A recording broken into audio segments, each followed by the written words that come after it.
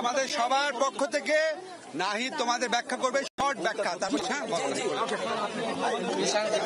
প্রিয় সাংবাদিক বন্ধুগণ এবং সম্মানিত দেশবাসী, আপনারা ইতিমধ্যে সকলে অবগত হয়েছিলেন যে আমরা সমন্বয়বৃন্দ এবং আমাদের বৈষম্য বিরোধী ছাত্র আন্দোলনের যে লিয়াজু কমিটি এবং আমাদের সাথে আমাদের সম্মানিত শিক্ষক ঢাকা বিশ্ববিদ্যালয়ের অধ্যাপক আসিফ নজরুল স্যার এবং প্রফেসর তানজিম উদ্দিন স্যার আমাদের সাথে আজকে আমরা একত্রে বঙ্গভবনে এসেছিলাম।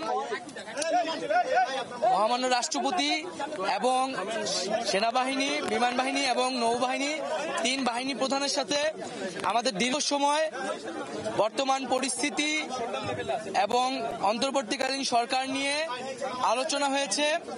আমাদের একটি ফলপ্রসূ আলোচনা হয়েছে এবং ছাত্র নাগরিক অভ্যুত্থানকারীদের পক্ষ থেকে যেই সরকার প্রস্তাব করা হবে সেই প্রস্তাবিত সরকারই চূড়ান্ত অন্তর্বর্তীকালীন সরকার হবে, সেই নিশ্চয়তা আমরা আজকে বঙ্গভবন থেকে পেয়েছি।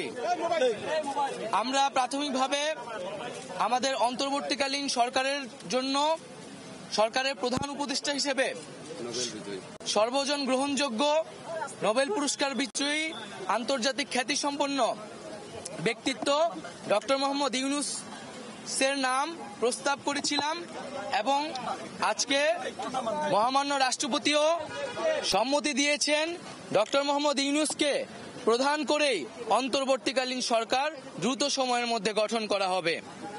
এবং আমরা এই অন্তর্বর্তীকালীন সরকারের একটি প্রাথমিক তালিকা দিয়ে এসেছি, যেখানে নাগরিক সমাজ সহ ছাত্র প্রতিনিধিত্ব রয়েছে এবং খুবই দ্রুত সময়ের মধ্যে আমরা এই তালিকাটি নিয়ে বিভিন্ন রাজনৈতিক পক্ষের সাথে আলোচনার মাধ্যমে এটি চূড়ান্ত করা হবে এবং খুবই দ্রুত সময়ের মধ্যে অন্তর্বর্তীকালীন সরকার ঘোষণা করা হবে। এবং সবার প্রতি আহ্বান থাকবে, আজকে 3 বাহিনী প্রধান এবং রাষ্ট্রপতির সাথে আমাদের দেশের বর্তমান পরিস্থিতি নিয়ে আলোচনা হয়েছে। রাষ্ট্রপতি এবং মহামান্য রাষ্ট্রপতি এবং 3 বাহিনীর প্রধান অভ্যুত্থানকারী ছাত্র নাগরিকদেরকে সম্মান জানিয়েছেন এবং পাশাপাশি দেশে যে ধরনের পরিস্থিতি চলছে, অরাজকতা এবং সহিংসতা আমরা দেখছি নানা ধরনের, তার প্রতি গভীর উদ্বেগ প্রকাশ করেছেন।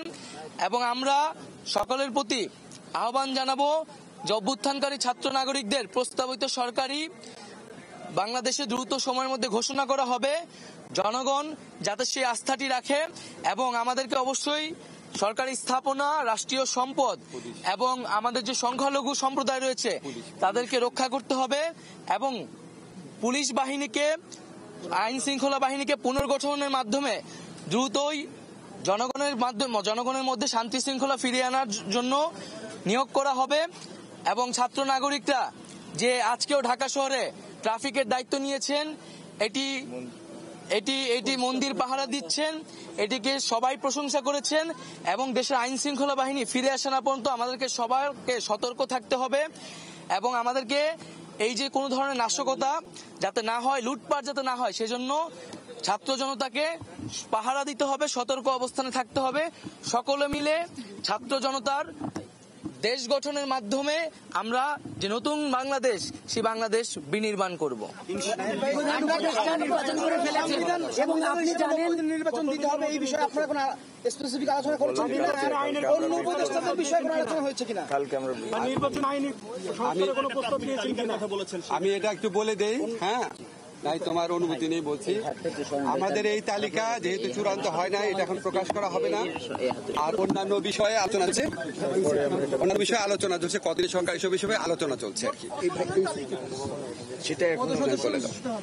সেটা আমরা 10 থেকে 15 জনের একটা প্রাথমিক তালিকা দিয়েছি, সেই তালিকাটি এখন আমরা প্রকাশ করব না, যেহেতু এটা একটা প্রাথমিক। সেটা আমরা আরো চূড়ান্ত করে দ্রুত সময়ের মধ্যে,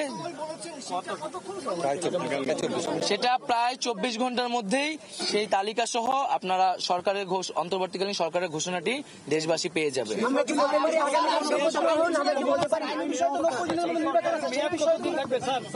আমি একটা জিনিস বলি, আমরা একটা এক্সট্রাঅর্ডিনারি সিচুয়েশনে এই সরকার গঠন করতে যাচ্ছি এক্সট্রাঅর্ডিনারি সিচুয়েশনে সরকার গঠনের ক্ষেত্রে বিভিন্নভাবে এটাকে বৈধতা দেওয়ার সাংবিধানিক রীতি আছে, নিয়ম আছে, সেটা ফলো করা হবে। সরকারের মেয়াদ এখনই ঠিক করা হয়নি, ওইটা আমাদের এই ছাত্র জনতা, আমাদের যারা সমন্বয়করা, উনাদের প্রস্তাব ক্রমে ডক্টর মোহাম্মদ ইউনূসকে তত্ত্বাবধায়ক সরকারের প্রধান হিসাবে আমাদের রাষ্ট্রপতি সম্মতি জানিয়েছেন। অন্তর্বর্তীকালীন সরকার হিসাবে উনি আসার পর এই ব্যাপারে একটা ঘোষণা আসবে। আমি আপনাদেরকে অনেক কথা বলি অনেক ব্যাপারে, আজকে আমি শুধু দুইটা কথা বলার জন্য আসছি। একটা হচ্ছে আমি আমাদের ছাত্র যারা সমন্বয়ক আছে, নাহিদ, আসিফ, তারপরে আপনার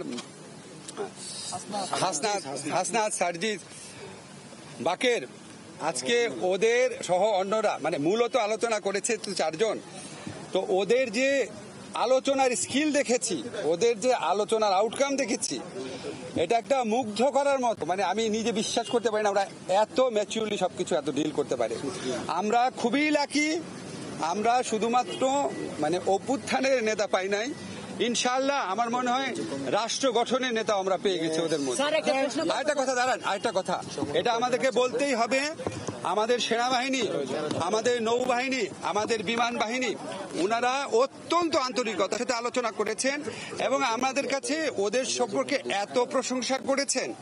এবং ওনারা এই যে ছাত্ররা যে বিভিন্ন জায়গাতে ট্রাফিকের দায়িত্ব পালন করছে, মন্দির পাহারা দিচ্ছে, এটা ওরা অনেক প্রশংসা করেছেন। এবং ওনারা আমাদের এই সমন্বয়কদের দেখে এখনকার তরুণদের প্রতি ওনাদের প্রত্যাশা, শ্রদ্ধাবোধ আমার মনে হচ্ছে অনেক বেড়ে গেছে। ওনারা অনেক সহযোগিতা করেছেন, অনেক কষ্ট করেছেন। আপনারা জানেন আমরা কত ঘন্টা যাবত আলোচনা করছি। আমরা মনে করি যে আমার ব্যক্তিগত অভিমত, নিশ্চয়ই নাহিদও স্বীকার করবে, যে আমরা এই যে সেনাবাহিনী আছে, বিমান বাহিনী আছে, নৌবাহিনী আছে, ওনাদের প্রতিনিধিরাও আমাদের পক্ষ থেকে ধন্যবাদ জানাই। এবং বর্তমানে দেশে যে পরিস্থিতি চলছে তাতে একটা সরকার কত প্রয়োজন, আইন শৃঙ্খলার অবনতি খুব বেশি। কেউ মনে করছে যে কালকেই শপথ বা আজকে শপথ হলে ভালো হতো, একটা সরকার পেলে ভালো হতো। প্রধান উপদেষ্টা যখন সিদ্ধান্ত হয়ে গেছে তখন কালকে শপথ অনুষ্ঠান বা সরকার গ্রহণ বা কার্যক্রম শুরু করার আরেকটা সম্পূরক বিষয়, ডক্টর ইউনূস দেশে নেই আমরা জেনেছি, আপনাদের সাথে কথা হয়েছে, উনি দেশে ফিরেছেন কিংবা কবে ফিরবেন? আমরা ওনার একটি মাইনর অপারেশন আজকে হয়েছে, উনি আগামীকালই দেশের উদ্দেশ্যে রওনা হবেন। হয়তো আগামীকাল রাতে অথবা পরশুদিন সকালের মধ্যে উনি দেশে পৌঁছাবেন এবং এর মধ্যেই আমাদের তালিকাটিও চূড়ান্ত হয়ে যাবে এবং হয়তো আমরা 24 ঘন্টা বা তারও কিছু সময়ের মধ্যে, অধিক কিছু সময়ের মধ্যেই আমরা পূর্ণাঙ্গ যে সরকার, অন্তর্বর্তীকালীন সরকারের শপথ যে বিষয়টি সেটি আমরা করে ফেলতে পারবো। বিভিন্ন নিরাপত্তার কথা বলেছেন, গণমাধ্যমের প্রতি বিভিন্ন হামলা হচ্ছে, এই বিষয়ে কি বলবেন? আমরা সকলকে শান্তিপূর্ণ পরিবেশ বজায় রাখার জন্য ভূমিকা রাখতে আহ্বান জানাচ্ছি।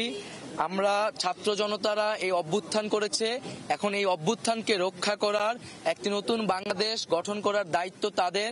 যারা আমরা দেখেছি বিভিন্ন ধরনের নাশকতা করা হচ্ছে, হামলা করা হচ্ছে, পরিকল্পিতভাবে করে এই আন্দোলনকে নস্যাৎ করার চেষ্টা করা হচ্ছে।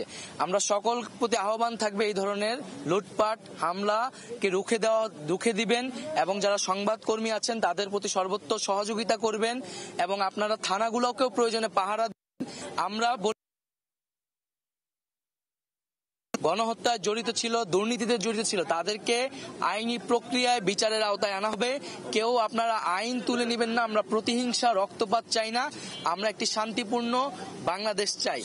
আর আমরা একটি কথা বলে শেষ করছি যে আমাদের আজকে আমরা 15 জনের একটি সদস্য এসেছিলাম, আমাদের প্রতিনিধি দল এসেছিলাম, আমাদের সমন্বয়কদের পক্ষ থেকে 11 জন এসেছিলেন, আর আমাদের লিয়াজু কমিটির পক্ষ থেকে মাহফুজ আলম এবং নাসির আব্দুল্লাহ এসেছিলেন এবং আমাদের শিক্ষকদের পক্ষ থেকে অধ্যাপক আসিফ নজরুল স্যার এবং অধ্যাপক তানজিম উদ্দিন স্যার আমাদের সাথে আজকের আলোচনা ছিলেন। আমরা 3 বাহিনী প্রধান এবং মহামান্য রাষ্ট্রপতির সাথে আমাদের লিয়াজু কমিটির 2 সদস্য এবং আমাদের সমন্বয়কদের পক্ষ থেকে 2 জন আলোচনা করেছি।